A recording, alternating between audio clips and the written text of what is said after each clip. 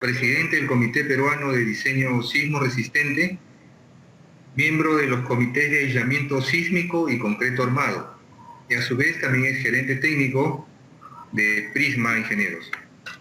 Muy buenas noches, ingeniero Alejandro Muñoz, es un gusto reencontrarme con usted. Bienvenido. Muchas gracias, ingeniero Paucar. Buenas noches. Bien, entonces procederemos a la presentación. En primer lugar, muchas gracias por la invitación y por permitirme conversar sobre este tema que siempre ha sido de mi interés a lo largo de mis años profesionales. Este es un mapa muy conocido por todos, es el mapa de las placas tectónicas. Nosotros estamos por acá. Voy a intentar ver si estamos acá.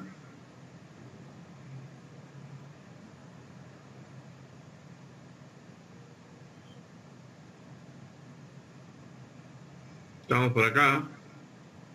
Ya sabemos que la placa de Nazca va por debajo de la placa sudamericana. Y en esta zona del reciente terremoto sucede un fenómeno similar. La placa africana va al encuentro de la euroasiática y también en esta zona se produce un borde de subducción. Ahí está el acercamiento. Este es el borde de subducción del que hablábamos. Pero el proceso es mucho más complejo que el nuestro. Y luego hay una gran falla de Anatolia en esta zona, que es una fuente bastante fuerte de terremotos en el lugar. Aquí está Estambul. Y por ahí cerquita está Esmirna, que es la zona, que es la ciudad con bastantes edificios en problemas durante este terremoto. El terremoto del 30, conocido ya como el terremoto del mar Egeo, tuvo una magnitud de 7, una intensidad de 7, y miren la coincidencia, 7 por 3 a 21 kilómetros de profundidad. ¿Cuál fue la aceleración máxima? Ya hay reportes iniciales. El que ven aquí es de la intensidad, que más o menos estamos hablando de intensidad 7, el color 6, 7 en esta zona. Esmirna está por acá. Estambul está más arriba, ¿no? Y el epicentro fue acá. Ahí está Esmirna. ¿Cuál fue la aceleración? Entonces, si vemos las curvas ya con datos obtenidos con instrumentos, vemos que Esmirna está entre 10% de la gravedad y 20% de la gravedad. Digamos 15 de la aceleración. 15 es, para que tengan una idea, en Lima, en el terremoto de Pisco, se sintió una aceleración de 7% de la gravedad. Y la gente salió corriendo de los centros comerciales, etc. Yo una vez más en mi vida me perdí ese terremoto, no pude ver en vivo.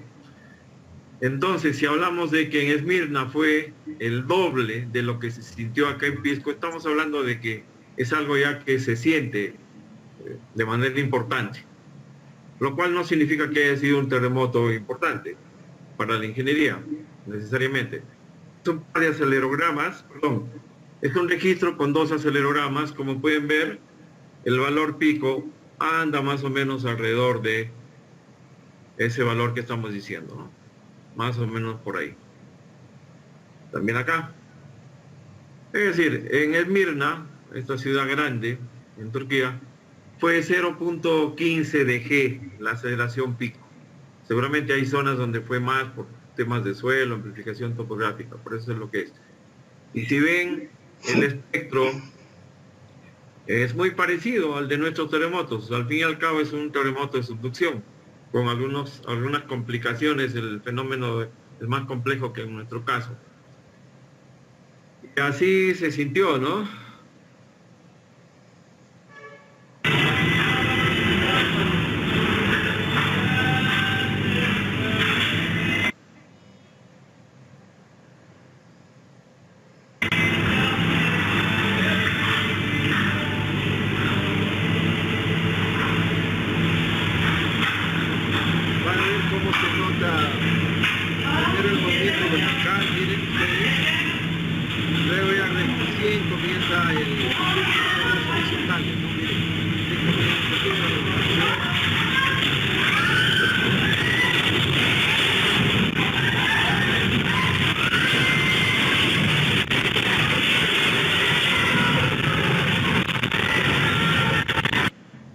Si se pudieron fijar, no es que los edificios se caen.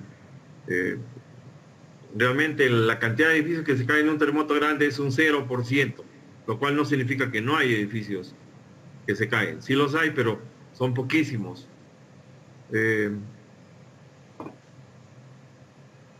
Ingeniero Paco, me tiene que comentar si es que se está viendo lo que yo en cada momento. Sí, ¿Ven ustedes este letrero? Este letrero está ahí paralelo a la vereda. Es parte de la edificación, está adosado al edificio. Y a ver, me permiten un segundo, por favor.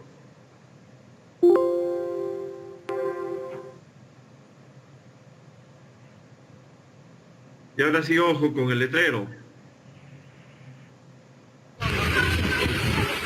Con el letrero pegado al edificio, realmente con esa losa, miren, ojo.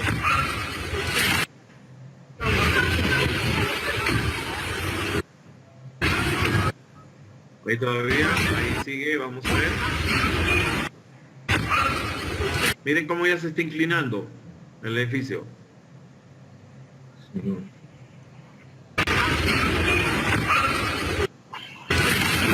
Ya miren esa inclinación allí y luego ya el edificio se desploma.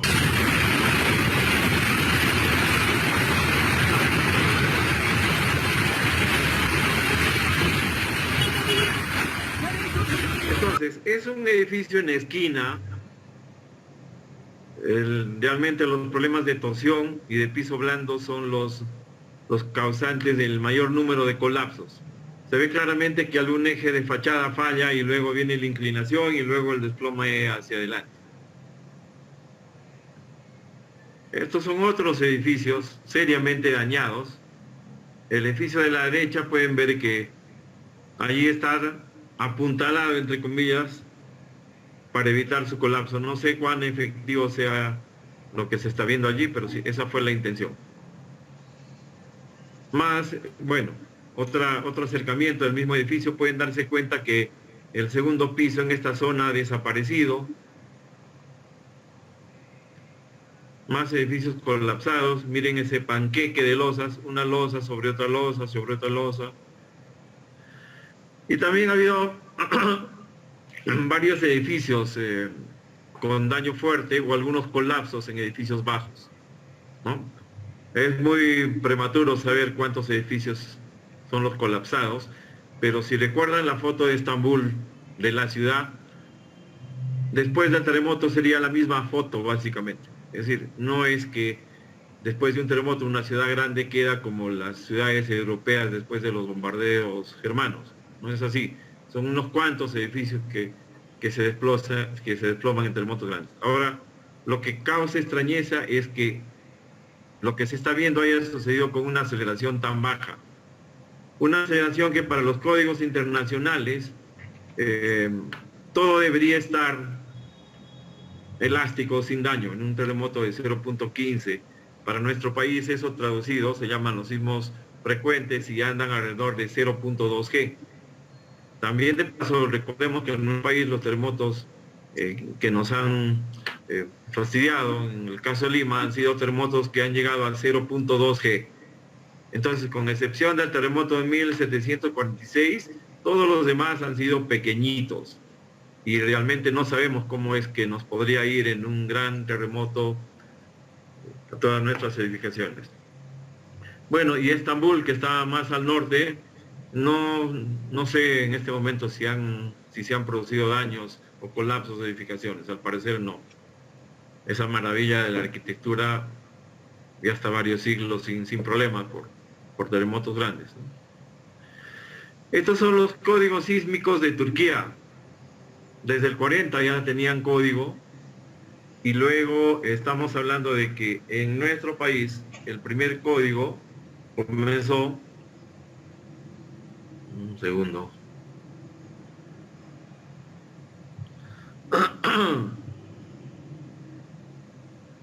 un momento por favor.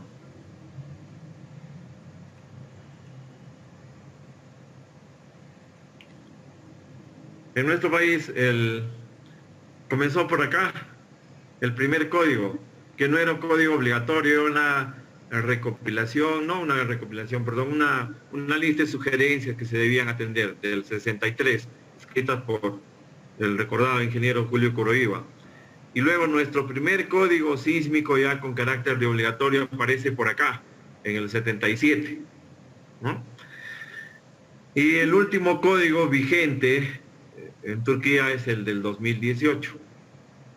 Y ahí tienen los mapas de sismicidad que acompañaban estos códigos. Miren, en el código del 72, o este es el mapa que se usaba, que no hablaba de aceleraciones ni nada, sino decía la zona más fuerte, la que está en negro, la zona sin peligro, lo que está en blanco. Similar a lo que teníamos en nuestro mapa del 77, donde se decía, este es como uno, el otro como tanto, el otro menos, etcétera, sin dar una referencia numérica. En el 2007 ya el código aparece con valores de aceleración, y este es el del 2018, miren. Ya tenemos valores de aceleración esperada en esta zona del orden de 0,5 G, similar a nuestro código que espera 0,45 G en suelo bueno, hasta valores sin nada, digamos, que es esta zona que está acá, alrededor de 0,05, similar a lo que tendríamos en nuestra selva. Los espectros, vamos a ver los espectros del código del 2018, son parecidos a los nuestros, salvo que es claro que ellos tienen valores más altos de factores de amplificación del suelo. ¿Podrían confirmarme si se está viendo fluida la presentación, por favor? Sí, ingeniero, totalmente fluido. Adelante. Sí, un segundo. Un momentito, por favor.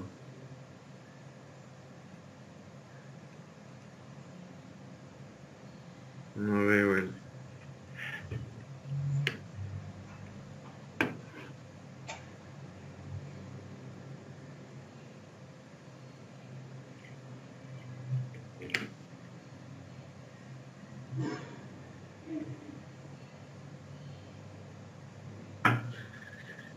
Aquí tienen una referencia de lo que significa el código turco con relación a un estándar internacional como el ASCE 716. En nuestra norma comenzamos ubicando el proyecto con el factor Z, el factor de suelo, luego calculamos las fuerzas y luego pasamos a dividir entre las fuerzas elásticas y luego pasamos a dividir entre un coeficiente que sería el R de nuestro código, que vale 8, 6, 4, etcétera, y que es constante para cualquier periodo de en nuestro código. Para cualquier estructura el R es el mismo, con tal que sea pórticos, por ejemplo, que importa el periodo, vale el mismo. Sin embargo, si ven el código turco, hay una clara diferenciación del R con el periodo de la estructura. Esta es una sofisticación, realmente debería ser así, pero es algo sofisticado que ni siquiera el ASCE 716 lo tiene. Entonces, el código de diseño sismo resistente de Turquía es un código que incorpora muchos conceptos, digamos, más allá de los códigos de comunes y corrientes o de avanzada, como quieran llamarle, tipo el ASCE 716. El código de Turquía es igual o más elaborado, mucho más elaborado que el nuestro. Sin embargo, ahí tenemos el problema. ¿Y por qué se caen los edificios? ¿Por qué es que hemos visto caerse varios edificios con un código así, de sofisticado, con una aceleración tan pequeñita? Entonces, vamos a repasar un poquito cuáles son los conceptos fuertes de la ingeniería sismo resistente. El primero de ellos es la representación de la sismicidad. Es decir, ¿qué son los sismos para los ingenieros civiles? Para recordar, aquí tenemos la magnitud de los terremotos más grandes que hemos tenido. Comparen el tamaño de esta bomba de 1746, luego podríamos decir que le sigue o es similar al de 1868, y luego pues los otros, el del 70, miren, con 70.000 víctimas, es una bomba pequeñita, o el del 2001 de Arequipa, o el de Pisco, son pequeños. Conclusión, desde 1746 no tenemos terremotos grandes que hayan azotado ciudades grandes en el Perú.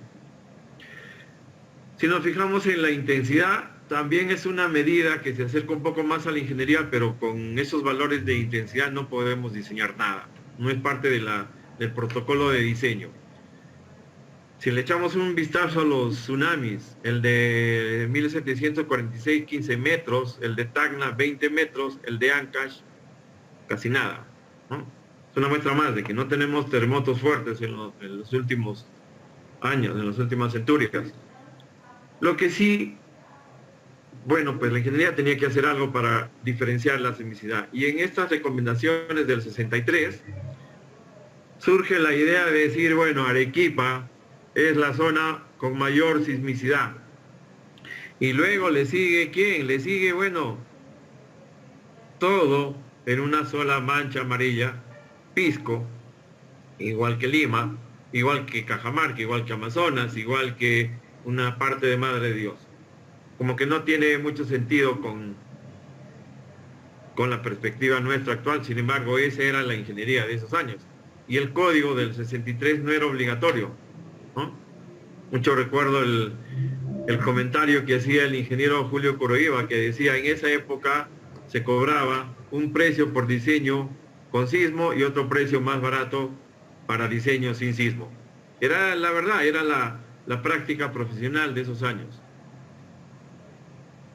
Luego apareció el código del 77, donde las zonas ya tenían un poco más de sentido, pero no significaba nada especial el valor que se le asignaba. A partir del 97 es que ya el código incorpora conceptos de aceleración esperada con 500 años de periodo de retorno, y el 2018, que es la versión actual de la norma, ya aparecen 1, 2, 3, 4 zonas sísmicas.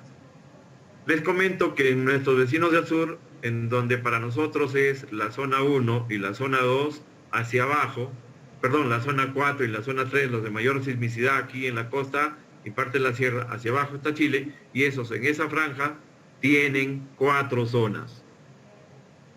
Porque así lo decidieron, tienen mayor información, tienen mayores posibilidades de diferenciar. En nuestro caso es una zonificación más amplia, tenemos un territorio más grueso también. Bueno, todos sabemos que la experimentación de componentes o de modelos mediante ensayo dinámico es importantísimo en la ingeniería de sismo, pero es tremendamente limitada. No tenemos la posibilidad de ensayar en ningún lugar del mundo un edificio de 20 pisos, 15 pisos y con un sismo representativo, ¿no? Que yo sepa, la mesa más grande en el mundo es la de San Diego y no tiene esa capacidad. Bueno, entonces por ese lado estamos limitados. Y siempre decimos, y nos gusta a los ingenieros decir, que los laboratorios a escala natural son lo que se ve en el campo después de los terremotos. Las ciudades, las presas, luego de los terremotos, constituyen un laboratorio impresionantemente bueno, espectacular para lo que es la ingeniería sismoresistente. En todos los lugares del mundo se estudian las causas de los colapsos, se estudian por qué muchos edificios que debieron caerse no se cayeron, etc. Se estudian amplificaciones de suelos, topografía, etc. Y en todos los países tan organizados como Japón han tenido ese tipo de colapsos en el 95. Por otro lado, los objetivos de la ingeniería sismoresistente han ido perfilándose con los años. El objetivo inicial era, bueno, hay que evitar que los edificios se caigan, que las presas se abran. Era un objetivo muy burdo, poco bien definido, y con los años se han ido incorporando otros objetivos. La funcionalidad continua, que está tan de moda ahora, es decir, que las cosas importantes, como hospitales, por ejemplo, puedan seguir funcionando durante y después de un gran terremoto. Y eso es un sueño de lograr con el diseño tradicional. Eso no se puede lograr con ningún procedimiento tradicional, que un hospital pueda seguir funcionando después de un gran terremoto, por muchas razones. Luego, también se manejan conceptos de cuál es el costo de reparación, si es que existe la posibilidad de reparación, o ya se perdió todo y hay que demoler. Entonces, son objetivos que se van incorporando a las aspiraciones de la ingeniería, pero no significa que se pueden lograr hoy en día. Y miren, esto es interesante, cómo la ingeniería, estamos hablando que la ingeniería sismo resistente, digamos que su partida de nacimiento data de 1906 en el terremoto importante de San Francisco, donde a raíz de los incendios se decidió qué hacer para que el impacto fuera menor. Entonces lo primero que se les ocurrió, pues decir, bueno, el sismo es un conjunto de fuerzas, pero luego, bueno, arriba hay más fuerza que abajo, etcétera. Son el concepto más elemental del sismo, que el sismo puede representarse sobre las obras de ingeniería como fuerzas aplicadas.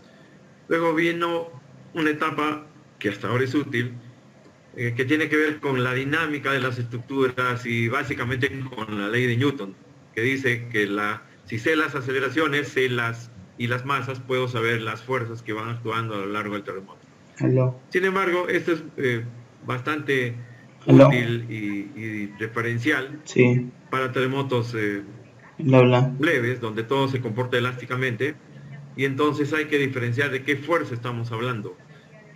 Y finalmente, lo que se entiende tras todos los códigos en el mundo es que si yo sé qué Señorita, fuerza ya tengo le mi quisiera casa poner cable. el sismo a la Tengo estructura que Movistar. estoy proyectando Sí.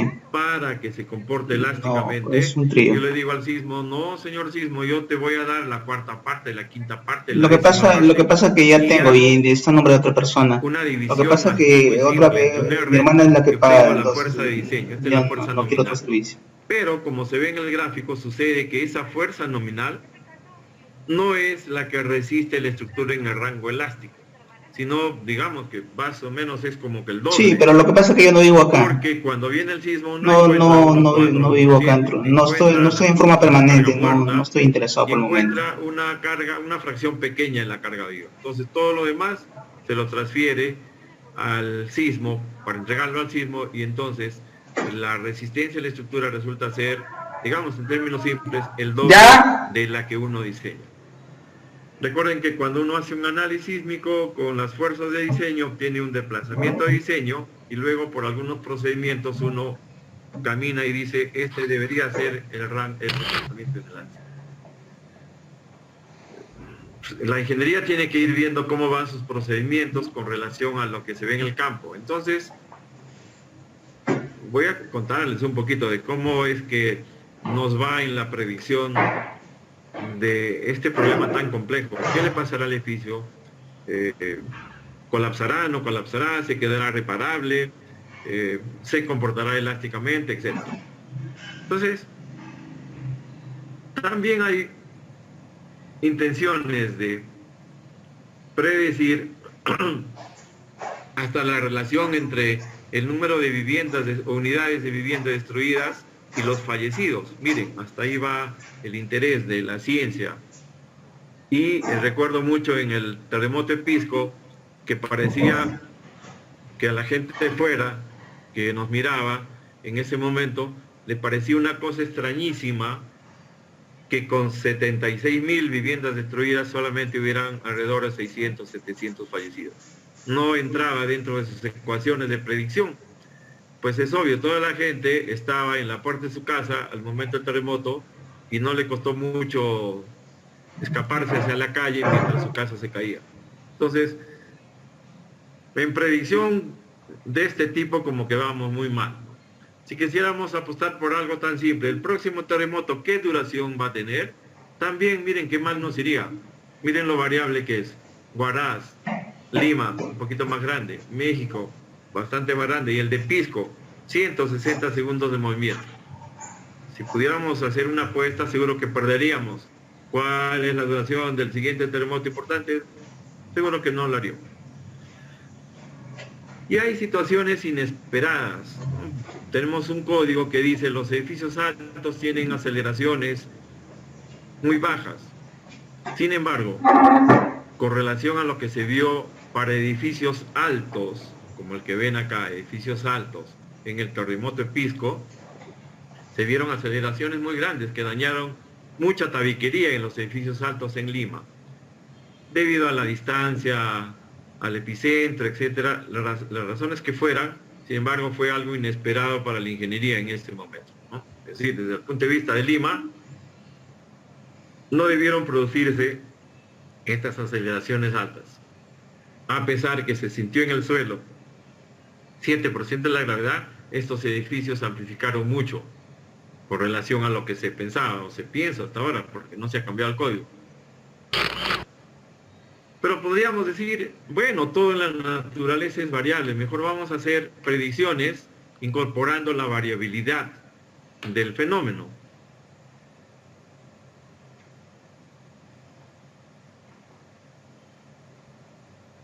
Pero primero, antes de ver que el concreto no es 210 y no puede tener 40 más o 40 menos y alguna curva de distribución, podríamos decir, vamos a trabajar con valores nominales. Entonces, hagamos un modelo interesante, que luce muy científico, de decir, voy a usar un modelo para el concreto confinado. El concreto confinado tiene posibilidades de deformarse mucho más, porque está dentro de una jaula de acero, y otro modelo para el concreto del recubrimiento, que es el primero que estalla, se va afuera, con una curva mucho más modesta en deformaciones. Y voy a usar para el acero esta curva, que tiene todas las características de un buen acero, tiene fluencia, tiene endurecimiento, etc. Pero con valores fijos, todo. Al hacer ese ejercicio, obtenemos que un local moderno, diseñado con la norma del 97, peruana, hacia adelante, en un sismo de 500 años de periodo de retorno, un sismo grande, imagínense el de 1746, pero puesto ahora, los resultados dicen que este edificio quedaría con poco daño, es decir, sería de ocupación casi inmediata, y que en un sismo más grande de 1000 años estaría en la zona de resguardo de vida, es decir, ese edificio no hace peligrar la vida humana. Si cogemos un edificio antiguo, de los construidos antes del 97, miren la gran diferencia, ¿no? Este posterior al 97 tiene columnas acá de 90 centímetros, columnas en forma de T o rectangulares. Mientras que los antiguos tenían pues columnas de 25, 30 de ancho, ahí están las columnas, aquí está destruida la columna. Le hacemos el análisis de desempeño que nos dice que con un sismo de 75 años de periodo de retorno, es decir, un sismo de alrededor de 0.2 G, este edificio estaría ya con este nivel de daño.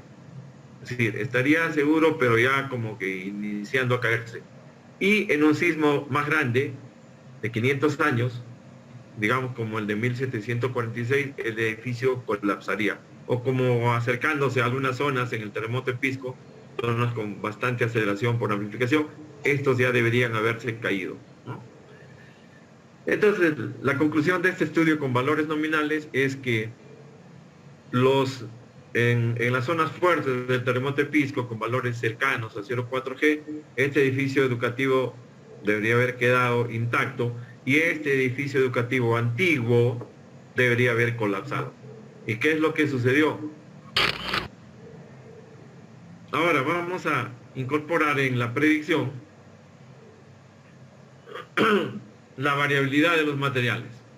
Porque cuando viene un sismo, ahí están todos los edificios igualitos, viene un sismo y lo único que podemos asegurar es que todos, si son idénticos, construidos sobre el mismo suelo y por la misma empresa, que es lo que se ha visto en casos excepcionales en el mundo, no se van a dañar igual. Es lo único que podemos afirmar. Entonces hay una variabilidad en la respuesta sísmica por N factores, pero los edificios no se dañan igual. Entonces, por más que digamos el concreto de esta es 210, el concreto de esta seguramente tuvo una variación, etcétera, etcétera. Entonces, en este caso los resultados se dan en función de probabilidades. Y hay básicamente dos métodos. El método que recurre a la opinión de expertos, que por, digamos, como lo hacían hace 2000 años antes de Cristo en el oráculo de Delfos, tiene el nombre del método de Delphi, porque se recurre a expertos, se pregunta opinión, a ver, ingeniero tal, ¿cómo se comportaría usted? ¿Cuánto daño cree que tendría? Ese es su método. Y el otro que podría lucir más científico, pero no realmente con mejores resultados, es el donde se hacen simulaciones numéricas, como modelos de computadora. Entonces, resultados se representan mediante estas curvas que, por ejemplo, me dicen, si se produjera una aceleración o una intensidad de tanto, es probable que tiene una probabilidad de 75% de exceder el daño leve. En donde me ubico la curva y me sale la probabilidad de que se exceda ese daño. Esto es para este tipo de estructuras, y para las estructuras antiguas, previas a 1997, recuerden que en el 97 la norma peruana cambió drásticamente para bien, ¿no? El presidente del comité de ese entonces fue el ingeniero Julio Coroiva, a quien le debemos este gran impulso que le dio a la ingeniería peruana, cambiando la norma muy fuertemente, ¿no? Reunió a todos los que tenían que ver con diseño sísmico, hizo un papel espectacular para conciliar ideas, reunir opiniones, y salió esta norma del 97. Entonces, los colegios, a partir del 97, ya no se dañan en los terremotos que tenemos, y los antiguos realmente sí se dañan, pero ¿cuánto se dañan? Es la pregunta, ¿no? Entonces, según los resultados del estudio de probabilidades, me dice que los colegios antiguos, o los edificios de pórticos antiguos en general, deberían tener el 60% de pérdidas, y los nuevos deberían llegar, digamos, al 30% de pérdidas. Hablando en términos muy simples, muy gráficos. ¿Y qué es lo que sucedió? Bueno, algunos se cayeron, pero la gran mayoría no se cayeron ni tuvieron ese nivel de pérdidas. Aquí tienen 2 edificios no construidos con la nueva norma. Seguramente muchos de ustedes conocen este edificio, es un restaurante conocido en la zona ahí. Miren, está intacto después del gran terremoto. ¿Por qué es así? Por un lado, porque no sabemos predecir bien las cosas, y por otro, porque entre las razones están que la naturaleza es súper variable. Y hay sucesos inesperados. Miren, esto no entra dentro de ningún protocolo de diseño de ingeniería. ¿Quién va a diseñar contra este fenómeno? Este edificio alto, bueno, alto no, 4 pisos, comienza a oscilar y se choca contra esta barda, y todas estas vigas se salen fuera. Miren cuántos se salieron. La viga está completamente separada de la columna. ¿Y qué magia del edificio sigue en pie? ¿No? Miren, no hay diseño, ni ecuaciones de predicción que diga, sí, tú puedes calcular porque la viga se va a mover 30 centímetros, se va a zafar de la columna y todo va a ser estable. No hay manera de que la ingeniería llegue a estas conclusiones. Son cosas inesperadas. El otro lado del edificio, obviamente, ahí está el ancho de la viga, miren que se ha movido. ¿A partir de dónde? Del segundo piso, porque el primero están todos juntitos. Y también hay milagros en la respuesta de la naturaleza, como esta gran película, ¿no? Que muchos volvemos a ver de vez en cuando. Milagros increíblemente claros. Miren este colegio, que lo único que tiene de daño por fuera es que se le ha caído este parapeto. No sé, ingeniero, si se ve mi cursor. Sí, ingeniero, se ve, se aprecia muy bien. Perfecto. Se le ha caído el parapeto. Pero no veo ninguna grieta en vigas o columnas. Y digo, qué buena estructura, ¿no? Qué buena estructura. Vamos a ver la buena estructura. Miren, ahí está la columna intacta. Pero si me voy a otro lado, no hay columnas, son puros ladrillos. Yo me subí a ver qué cosa había ahí, no pude entender nada. Y fue una de las tantas veces que dije, qué pocos números podemos hacer los ingenieros, porque yo estoy seguro que a cualquier ingeniero le habrían preguntado, le habrían dicho, ingeniero, haga sus cálculos y dígame si este edificio va a resistir. Y la respuesta de los 100 ingenieros habría sido, no, este edificio se va a dañar tremendamente. Y otros habrían dicho, no, se va a caer. Pero seguro que ninguno de los 100 ingenieros habría apostado por su respuesta. Porque todos los ingenieros sabemos que de nuestra pobre confiabilidad en las predicciones que hacemos, ¿no? Otro caso así espectacular. Miren, este es un colegio al cual se le dañó varias cosas. Lo que ven acá es un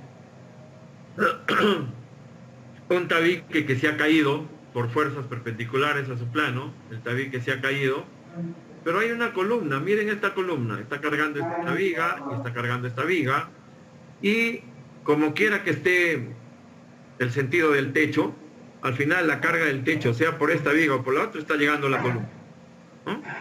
Está llegando a la columna. Y vamos a ver qué hay acá.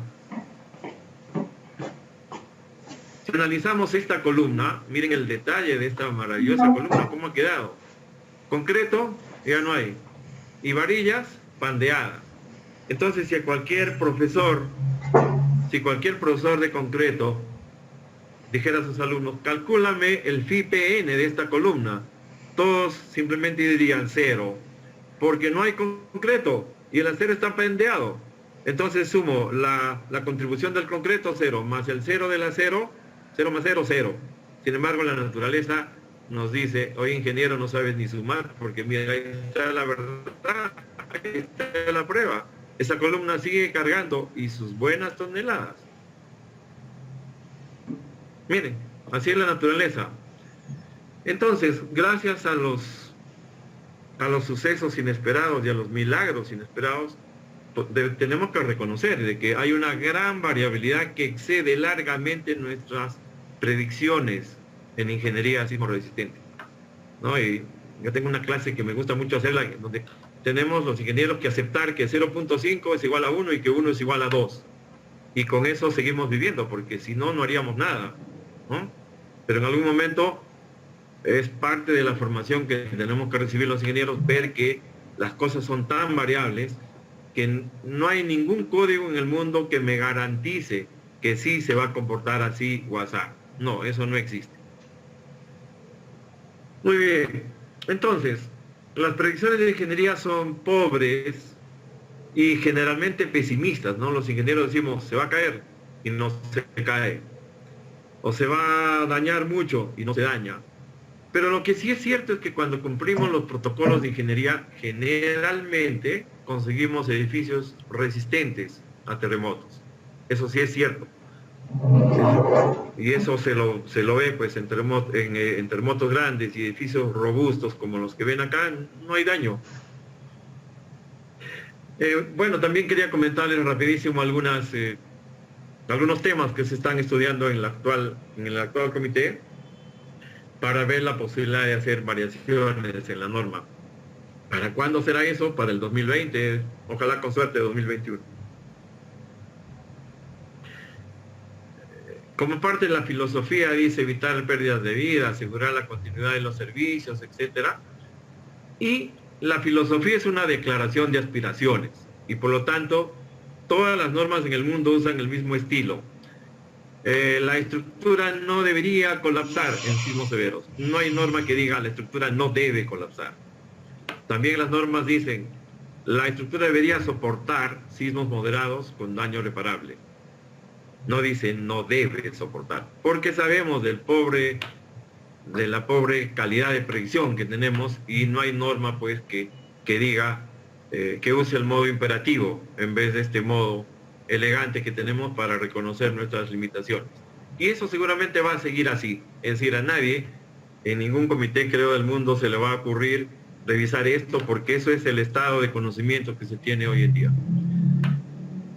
Miren cómo hemos caminado en el tema de peligro sísmico, ¿no? Desde el 63 hasta el 16 o 18, lo que fuera. Y entonces hay algunos que opinan que ya podríamos pasar, como en otros códigos, a usar curvas de peligro sísmico constante, curvas de isoaceleraciones. Yo creo que no es urgente, porque hay otras cosas de mayor importancia y de mayor impacto. Seguramente en el futuro tendremos pues un mapa de isoaceleraciones, de diseño, etcétera, pero por el momento no creo que sea importante. Pero sí es algo importante ligar el actual concepto de Z con toda la metodología de análisis, que está absolutamente discordante por el momento. La norma nos dice, Z es la máxima aceleración en suelo firme que viene cada 500 años. Sí, pero ¿a qué se refiere la norma? A la máxima entre las dos direcciones o al Pitágoras de las dos direcciones, no está claro. Y no está claro porque lo que usa la norma es una media geométrica, que es un concepto que simplifica las regresiones estadísticas que se tienen que hacer para llegar a estos valores, pero que en ingeniería nos complica tremendamente. El z de la norma es el lado de un cuadrado equivalente, donde yo multiplico la máxima aceleración, digamos, en dirección paralela a la costa, multiplico por la máxima aceleración en dirección perpendicular a la costa. Y ese es el S. Y ese es el Z. Entonces, eso tiene que estudiarse y concordarse con los tipos de análisis que se tienen que hacer. Debo considerar los sismos en dos direcciones, con qué porcentaje lo hago, 100-100, 130, etcétera. Eso tendrá que estudiarse y en este momento ya hay un subcomité que está estudiando este tema. Un subcomité que preside el doctor Scaletti con alumnos, con sus exalumnos en la UNI para tratar este tema. En el comité se vio también la posibilidad de unificar los espectros. No puede ser que tengamos un espectro así plano acá, para el método estático y espectral, y luego para generar señales espectrocompatibles tengamos ya el espectro como debe ser. Los espectros son así, así no son. Ese es un contrasentido físico. Bueno, ya les adelanto que en el comité ya se aprobó esta modificación. Los espectros a futuro en la norma peruana van a ser así, con este tramo de caída. Algunos piensan que es necesario incorporar el efecto de amplificación por topografía y vasos geológicos. Es un tema súper complicado. Es decir, si alguien me dice, si va a una construcción aquí en la punta del cerro, ¿cuánto más tengo que ponerle de fuerza sísmica o de resistencia? Es un problema que no tiene respuesta con lo que conocemos en este momento. Y hay aproximaciones y sugerencias. Es un tema bastante complicado para estar conocimientos en el mundo. Algo que sí podemos manejar fácil son los sistemas estructurales, porque eso es propiamente de los ingenieros estructurales. La norma de acero y la norma de diseño sismo resistente ya se han concordado. Es decir, cuando vemos la última versión, que creo que todavía no se hace oficial, de la norma de acero, vemos que hay pórticos especiales resistentes a momentos, intermedios, ordinarios, y entonces la norma de diseño sismo resistente para cada uno de esos tipos de pórticos de acero tiene valores diferentes del factor R, ¿no? Cuando son arriostrados concéntricamente, ordinarios, etcétera, también tiene valor. Entonces, la norma de diseño sismo resistente solamente puede dar valores cuando ya la norma respectiva a cada material ya reconoció cuáles son esos tipos de sistemas estructurales. En el caso de concreto armado no podemos hacer eso porque nosotros decimos pórticos de concreto, mientras que ya pues es claro que se puede hacer diferentes tipos de pórticos. En la costa tendré que hacer de ductilidad especial, en la selva no tengo por qué hacer pórticos con ductilidad especial, puedo hacer de los más ordinarios. Entonces, mientras ese acuerdo no se logre entre la norma de concreto y la norma de diseño sismo resistente, seguiremos con estos valores que son muy gruesos para lo que ya deberíamos usar en el país como diferencia, ¿no?, entre los diferentes sistemas estructurales.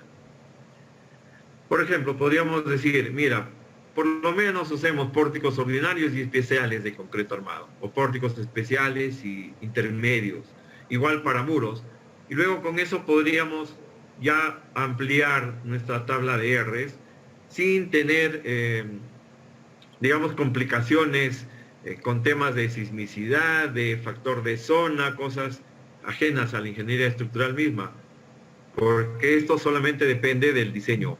Entonces es cuestión de los dos comités que se pongan o nos pongamos de acuerdo en algún momento y esto se pueda lograr.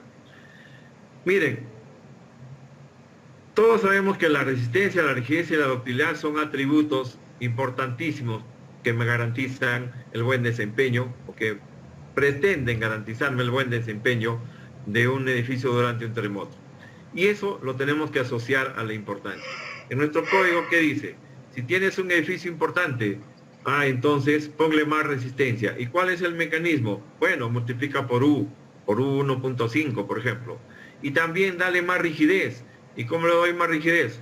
Multiplicando las fuerzas por 1.5 y estableciendo la misma limitación para la deriva de 7 por 1000, pero con mayores fuerzas. Lo que no tiene nuestro código es una mayor exigencia de ductilidad para las cosas más importantes. Y es raro porque en otros códigos ya exigen. Tú vas a hacer un hospital, entonces tienes que hacerlo con condiciones especiales de ductilidad. La norma peruana no me dice eso. Entonces, en este cuadro que ven acá, la norma peruana, según la importancia, mayor rigidez, mayor resistencia, pero igual ductilidad no le importa, y mayor regularidad sí.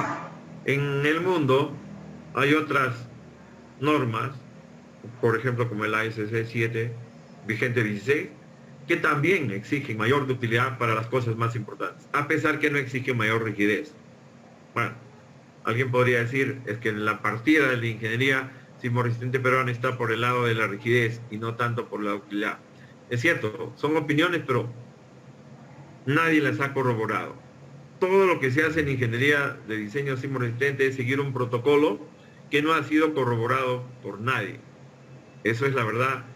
En nuestro país y en el mundo en general, se han hecho estudios de casos puntuales, como los que les voy a mostrar acá, pero un trabajo exhaustivo, no.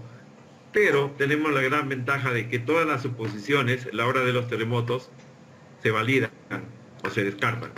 Y eso es lo que más influye en los códigos.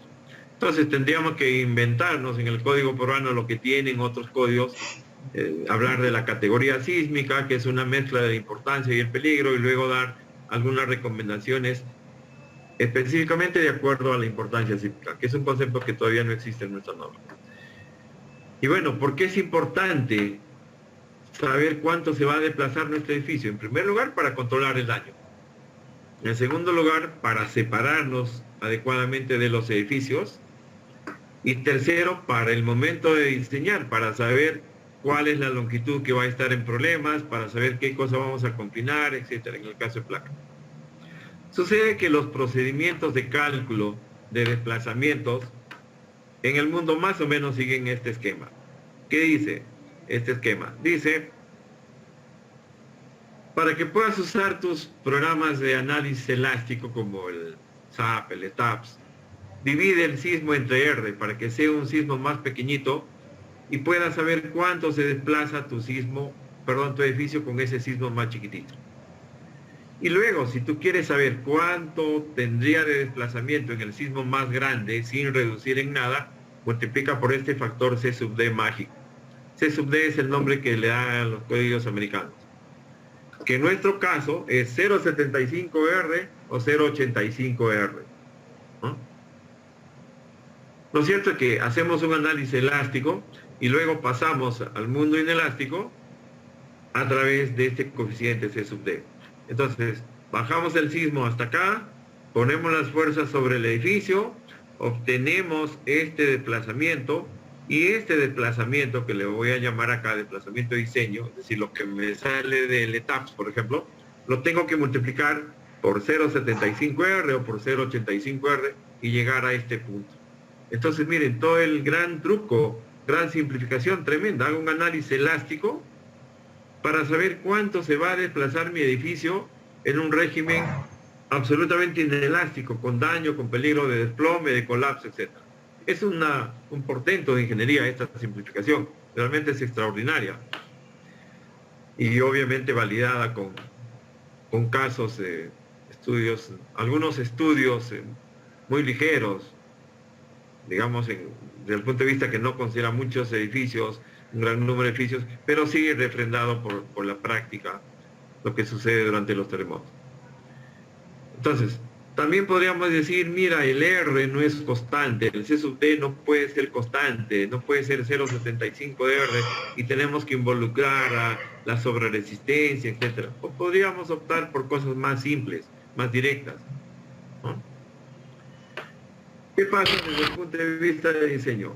tengo que saber cuánto es, en el caso del diseño de placas, tengo que saber cuánto es el desplazamiento del punto más alto de la placa, porque mientras más se desplaza, este punto que está acá, un elemento diferencial, cada vez tiene mayor deformación vertical, cada vez se comprime más. Entonces, el mayor desplazamiento acá, se comprime más, y la zona que se comprime más crece y crece, y entonces tengo que confinar esa zona porque no puedo dejar que el concreto se me escape. Tengo que hacer que esa zona trabaje como concreto confinado. Tengo que hacer que pueda aceptar grandes deformaciones. Y miren entonces qué hacen los códigos, así, soluciones rápidas, sencillas. El ACI del 2011 tenía esta expresión, pero después del terremoto grande de Chile del 2010, donde se vieron varios casos de muros que fallaron por este problema, los americanos se dieron cuenta que estaba mal esta fórmula y no cambiaron el proceso de calcular la deriva, no. Dijeron, bueno, si eso está mal, no importa. Yo voy a modificar solamente poniendo un coeficiente acá de 1,5. Nadie comprobó eso, simplemente es de algunos análisis que salió eso, y seguramente en el futuro tendremos sorpresas al respecto, como las hemos tenido a partir del terremoto del 2010 grande en Chile y de muchos edificios de muros, es que se pudo, digamos, calibrar o mirar de nuevo este fenómeno del diseño de muros y el confinamiento de muros. Pero la solución es así, del estilo simple, un coeficiente. Por otro lado, también la forma como limitamos la deriva. Miren, nosotros decimos 7 por 1000. Los americanos dicen, no, ándate hasta 20 por 1000 que no pasa nada. ¿No? Miren, tremenda diferencia. Entre las cosas podríamos decir, nosotros hacemos el análisis de los edificios considerando secciones sin agrietar, mientras que los códigos americanos me sugieren algunos valores para reducir la inercia de las vigas, de las placas, de las columnas, etc. Pero también ellos podrían decir, mira, yo estoy quitando la importancia en el cálculo de la deriva, estoy dividiendo entre U, mientras que tú no divides entre el U. Es decir, estás diciendo, un edificio más importante, yo estoy calculando con el U y así voy a limitar al 7 por 1000. Los americanos no tienen eso. Entonces, ¿quién tiene la razón? Pues hay muchas cosas que pesan en esta pregunta. Secciones agrietadas, la importancia, etc. Y finalmente, este sueño de hacer que los edificios se comporten sin daño en terremotos grandes se ha acercado bastante ya a nuestra práctica ordinaria con esto que es el aislamiento sísmico, que tiene más o menos 50 y tantos años de vida. Sin embargo, los entusiastas del aislamiento sísmico dicen, no, la tumba de Ciro en el menos 528 ya era un edificio aislado. Digamos que puede ser o no, pero en términos modernos, recién en 1969 se construyó el primer edificio aislado en el mundo, en la antigua Yugoslavia. Miren lo feos que eran los aisladores, parecían llantas de camión. Luego comienza en Japón en el 82, en Estados Unidos, en el 74, el profesor Robinson inventa los famosos aisladores más populares, más difundidos en el mundo, que son los aisladores de goma con núcleo de plomo, ¿no? Que son los que más se usan, los más probados. El profesor ya no está con nosotros, el profesor Robinson, pero su fábrica sigue, y los aisladores Robinson son los de los más reconocidos, por razones obvias. Ellos inventaron. Japón, Estados Unidos, Chile. En el Perú tenemos el primer edificio aislado en 2012. Y luego, nuestra primera norma de aislamiento sísmico recién se oficializa el 2019. Entonces el Estado nombró un comité formado por instituciones, no por personas, ministerios, Colegio de Ingenieros, CAPECO, la UNI, la Católica, algunas oficinas de diseño, proveedores, etcétera, el 2014. Y luego de 5 años, 84 sesiones y varias tazas de café, el 2019 se oficializó la norma 031, que en resumen dice, si tú diseñas un edificio aislado, lo vas a diseñar para que en terremotos de 100 años, de 500 años o de 1000 años, es decir, mucho más grandes. El de 1000 años es como 1.2 o 1.3 veces el de la norma de edificios convencionales. En esos sismos grandes, el edificio quede perfectamente elástico, sin ningún daño. Y en un terremoto de 2500 años de periodo de retorno, imagínense, pues antes de Cristo, estamos hablando respecto al ahora, terremoto muy grande, que para nuestro país es 1.5 veces más grande el que rige para los edificios convencionales. Entonces ahí recién comienza el daño. No vas a notar el daño, el edificio está perfecto, puede seguir funcionando. Y para el sistema de aislamiento, como es obvio, en cualquiera de estos casos el sistema de aislamiento está perfecto. Eso es lo que los números dicen, eso es lo que se pretende lograr. Y bueno, hay evidencias en el mundo que por lo menos con estos terremotos que van acá, la cosa está bastante buena. En el Perú tenemos más de 45 edificios aislados y miren cómo ha ido creciendo. 2 edificios en 2013 y ahora estamos, este año, 9 ya, son más de 9 edificios con aislamiento sísmico. El total, el 62% de nuestros edificios corresponden a hospitales, los más pequeñitos son oficinas, universidades también 22%, vivienda 11%, ya tenemos edificios hasta de 1000 vivienda con aislamiento sísmico, con lo cual es una muestra de que no son edificios caros y que las ventajas son tremendas. También en los 3 tipos de suelos que tenemos podemos aislar edificios. Tenemos edificios aislados en suelos blandos 16%. Solo que la norma me dice, asegúrate que sea uno de estos 3 perfiles, para lo cual tienes que determinar el periodo de vibración del suelo. Determinas el periodo de vibración del suelo y la norma de 031 me dice, ya lo determinaste, muy bien, ahora sí, si cumples con algunas reglas puedes usar uno de estos aspectos. Por ejemplo, una de las reglas es que el periodo del suelo esté dentro de la plataforma, en una cierta porción de la plataforma. Porque no sería dable que yo tenga pues un edificio, perdón, que diga es suelo S3 y mi edificio aislado, perdón, y el suelo tenga un periodo de 1.5 segundos. Eso no es un S3. Entonces hay que hacer de manera obligatoria para nuestros edificios aislados un estudio para determinar el periodo del suelo, que está más allá de la norma de suelos peruana. Pero hay que reconocer que el sistema de aislamiento tiene un talón de Aquiles importante. Miren, el sistema de aislamiento casi hace desaparecer el sismo y entonces la estructura del edificio aislado es menos resistente que la de un edificio convencional, es menos rígida también y por lo tanto hay que tener un cuidado supremo con que el sistema de aislamiento no se bloquee, porque si se bloquea el sistema de aislamiento tendríamos un edificio de base rígida, mucho más flexible, mucho menos resistente, con consecuencias funestas seguramente. Hay que cuidarnos de las juntas de separación porque si hay un impacto tampoco hay ingeniería para edificios aislados que impacten. Entonces simplemente tenemos que alejarnos generosamente de los vecinos. Tenemos que evitar que los deslizamientos de tierra tranquen el sistema de aislamiento. Tenemos que evitar o tenemos que alejarnos lo suficientemente de las construcciones antiguas que fueron diseñadas con 0 sismo. Por ejemplo, nuestro hospital de Bagliati ha sido diseñado con 0 de fuerza sísmica. Eran los años, así se diseñaba en esa época. ¿Qué más? Construcciones históricas, pues, que son muy vulnerables. Estamos hablando de que estamos diseñando un edificio aislado para un tremendo terremoto de 2500 años de periodo de retorno. Y no podríamos asegurar que el edificio que está al costado no me va a causar problemas y me va a trancar el edificio aislado. También volcamiento o simplemente giro de los muros de contención causarían problemas serios.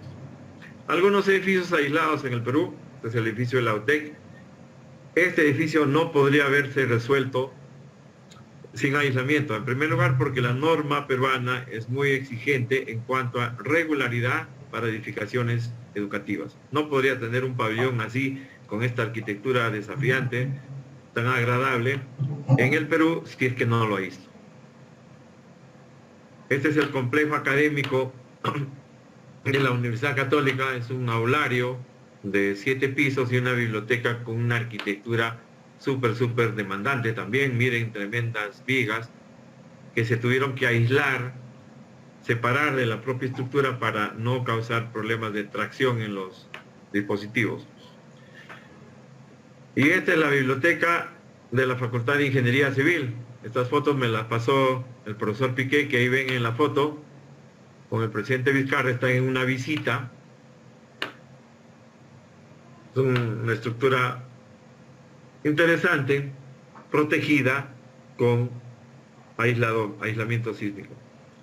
Este creo que es el edificio el edificio más alto con aislamiento sísmico. No, creo que ya tenemos otro más grande que hemos hecho. Ya, son edificios de vivienda. Este queda en Miraflores y bueno, tiene aislamiento sísmico y no, los constructores obviamente que no tuvieron problemas en la venta, hace tiempo que se vendió. Otra universidad con aislamiento sísmico. Este es un edificio que está en plena construcción de la Superintendencia de Banca y Seguro, que tenía algunos problemas interesantes, cuestiones interesantes al momento del diseño, pero nada tan interesante como les voy a mostrar en un ratito. Es el edificio Graña, que es uno de los primeros que se aisló en Lima y con resultados muy buenos. Logramos controlar la aceleración de cada uno de los pisos a niveles muy bajos y obviamente la deriva pequeñísima. Este es un hospital importante, el nuevo edificio del Instituto de Enfermedades Neoplásicas. 9 pisos, 3 sótanos, de los cuales 2 sótanos son de base fija pegados contra el suelo y el primer sótano está unido a los 9 pisos y está aislado. El sótano 1 forma parte del edificio aislado. Tenía algunas complicaciones interesantes. Lo importante de este proyecto fue que se diseñó el sistema de aislamiento usando 3 opciones: péndulos triples, péndulos simples y dobles, y luego lo más común y corriente, los aisladores de goma con plomo más deslizadores. Y con las 3 opciones se logró mantener la deriva por debajo del 3 por 1000 y mantener las aceleraciones de cada piso por debajo del 20% de la gravedad. Con lo cual, se muestra que se puede lograr aislar los edificios peruanos, cualquier edificio peruano, usando cualquier tipo de sistemas de aislamiento. Péndulos friccionales, goma con plomo, goma de alto amortiguamiento, etc. Sin problema se logró el diseño. Y es un edificio relativamente alto para nuestro país. Este probablemente es el hospital más grande con aislamiento sísmico, que como diseño no tuvo ninguna complicación. Solamente miren, 50.000 metros cuadrados. ¿Ya? Recuerden este dato. Ahí está el hospital, varios edificios con aislamiento. Está pegado junto al hospital antiguo. El hospital de Yate es un hospital pequeño, digamos, entre comillas, de 15.000 metros cuadrados, que tiene de interesante que está en pendiente. Y como está en pendiente, se tuvieron que hacer varios bloques aislados. Y por ejemplo, este bloque que ven acá, que va hasta acá, el bloque aislado se está apoyando sobre un bloque de base fija. Entonces, más o menos divertido el análisis sísmico. Digamos que los aisladores dan un poco más de confiabilidad a todos los análisis que se hacen, porque uno tiene más control sobre las fuerzas que le entran a la estructura. El hospital de Ilave en Puno también es un caso interesante, pequeñito, digamos 11.000 metros cuadrados. Recuerden que el de policía era como 50.000. Este hospital tiene varios bloques. Este es el modelo integral. Varios bloques separados, 3 pisos, 3 pisos, 2 pisos, 2 pisos, 2 pisos. Todos los bloques se montaron sobre una sola plataforma de aislamiento, que es la que ven acá. Todos los bloques, es decir, una gran plataforma portando varios bloques que se movían cada quien a su mejor entender. El edificio de 3 pisos tenía un periodo, el edificio de 2 pisos otro periodo. Sin embargo, todos compartían esta plataforma de aislamiento. También interesante todo el trabajo. Los edificios aislados no pueden ser muy esbeltos. Este es un ejemplo de el edificio de Ciencias Sociales de la Universidad Católica, donde la altura ya está al límite con relación a este lado. Se dice que la altura no puede ser más de 3 veces esta dimensión. ¿Por qué? Porque el momento volcante comienza a producir tracciones en los aisladores y no pueden soportar tracciones los aisladores, a menos que sean súper sofisticados, que se tienen que anclar al piso, etcétera. Pero los comunes y corrientes de goma con plomo, por ejemplo, se dice que podrían soportar hasta el 10% en tracción de su carga en compresión. Los aisladores de fricción simplemente se separan al momento que alguien los quiere levantar, ¿no? Y luego el problema es cuando caen de golpe sobre la superficie inferior. Y este es otro ejemplo más, miren, no de aislamiento. Miren, se quiso aislar este ciclotrón, pero se le puso la menor cantidad posible de aisladores para lograr estirar el periodo. Ustedes saben que la clave del aislamiento sísmico consiste en estirar lo más que se pueda el edificio, y para estirar el periodo se tiene que poner dispositivos aisladores muy flexibles, y además de muy flexibles se tiene que poner alguien está levantando la mano, pero tal vez eso al final podríamos contestar. Al final contestamos por favor sus preguntas. Sí, les decía que además tienen que ser en el menor número posible. ¿Por qué? Porque yo quiero poca rigidez, entonces menos elementos y cada uno lo más flexible posible. La solución está bastante ya lograda. Aquí no, con este búnker de muros de 1,50 m y losas de 1 metro, digamos que la estructura está más o menos resuelta, aún en base fija. Sin embargo, hay que controlar las aceleraciones dentro del ciclotrón. Entonces, teníamos una amenaza muy fuerte acá, un edificio antiguo ahí al costado, ¿no? Que no podíamos hacer nada, no podemos controlar. No sabemos si este edificio aislado se prepara para un terremoto que viene cada 2.500 años, tremendo, con una aceleración cercana a 0.7 G en la base de los edificios. Eso, y va a trancar. Entonces, en este caso, no se usó aislamiento sísmico. Muy bien, ahora miren, ya estamos terminando. Los edificios aislados en Turquía. En el 2017, 72 edificios aislados. Al 2020, más o menos 150 edificios aislados. Y además, miren qué interesante, Turquía tiene 3 de los edificios aislados más grandes en el mundo. Según es el récord de esta institución. Este es el edificio más grande en el mundo que fue reforzado con aislamiento sísmico. Tiene 113.000 metros cuadrados. Estamos hablando de más del doble del hospital de policía, ¿no? Muy bien. Este otro edificio tiene 430.000 metros cuadrados de área construida, 10 veces más que el hospital de policía. Tiene 1.552 aisladores de péndulo triple. Este otro edificio tiene 220.000, es decir, 4 veces más grande, 4 veces y media más grande que el hospital de policía. 903 péndulos friccionales. Este otro edificio, 180.000 metros cuadrados con 386 aisladores de goma y plomo. Y esto sí es increíblemente grande. Este es el hospital más grande del mundo con aislamiento sísmico, terminado este año, ¿no? Que en la referencia, en una de las referencias aparece como 1 millón de metros cuadrados y en otra como 600.000, probablemente tenga algunas zonas que no son aisladas, no lo sé, ¿no? Es un hospital para 2.680 camas y 2.040 aisladores. Muy bien, muchas gracias. Excelente, ingeniero Muñoz. De verdad lo felicito por tan magistral conferencia, muy interesante. Espero que hayan habido algunas consultas en el Zoom, o por lo menos en el chat del Face. Voy a verificar, me parece que para la información.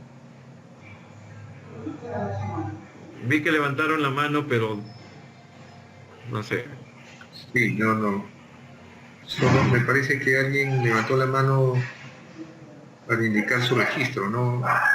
De paso, aprovechar a indicar que si tienen alguna certificación, la audiencia puede registrarse, hay unos links para registrarse. No veo preguntas aquí. Parece que todo estuvo muy claro, ingeniero. Voy a revisar en el Face del capítulo, donde usualmente también suelen hacer algunas consultas.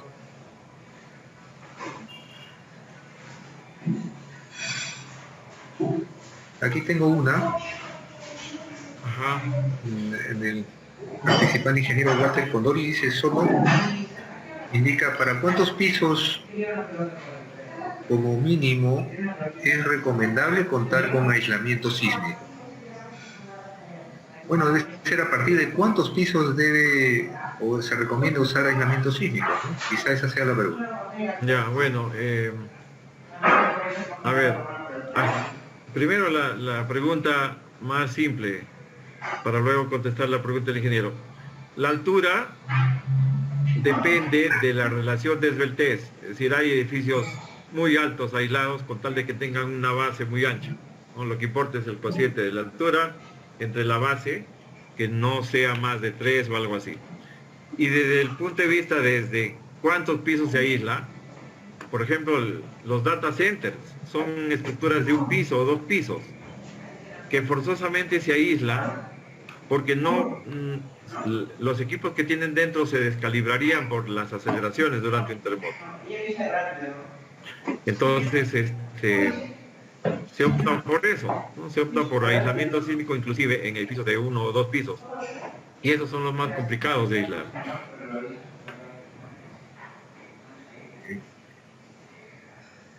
Ok.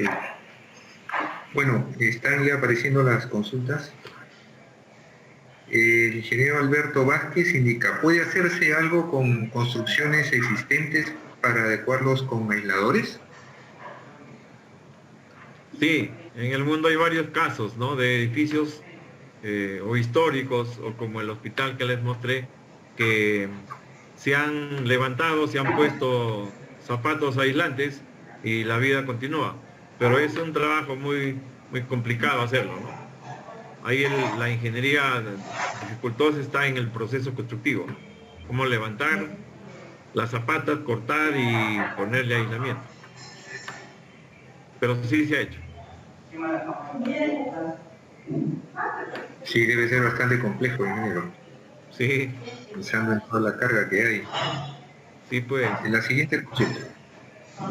Niel Iván Velázquez Montoya dice, para aplicar los aisladores sísmicos, ¿necesariamente tiene que cumplirse con las buenas configuraciones estructurales? No necesariamente.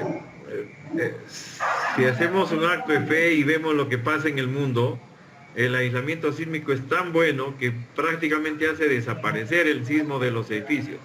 Entonces, yo puedo tener un buen comportamiento sísmico de un edificio aislado, a pesar que tenga pues esquinas entrantes, a pesar que tenga torsión, a pesar de que tenga piso blando. Eso está escrito ahí en la norma de aislamiento, que ya no exige la perfección suprema pues que se exige para los edificios de base fija, ¿no?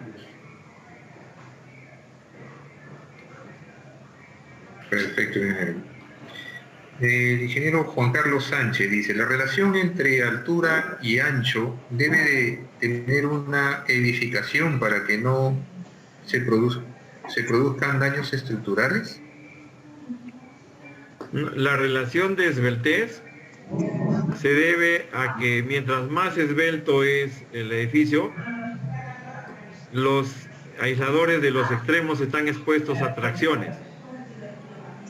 Y en algunos casos eso se puede resolver todavía poniendo un peso más en esa zona. En el edificio que les mostré de Ciencias Sociales en la Católica, tuvimos que hacer 2 ejes con una losa de 1 metro de peralte en la base del edificio, la losa que está sobre los aisladores. Tuvimos que ponerle carga ahí porque como el edificio ya se había pasado un poquito del esbeltez, entonces había la tendencia de que se levantaran los aisladores. Y con eso controlamos ese fenómeno.